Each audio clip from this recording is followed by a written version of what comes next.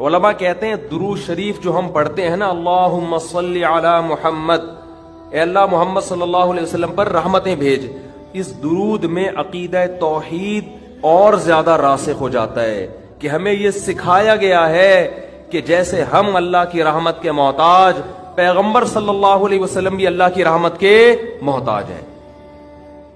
हाँ, हमारे दुरूद के मोहताज अगरचे नहीं है, हमें जो हुक्म दिया जाता है वो इसलिए ताकि हम भी समझ जाएं, लेकिन हमें हुक्म दिया कि अल्लाह से दुआ मांगो कि आप पर खुसूसी रहमतें नाजिल फरमाए।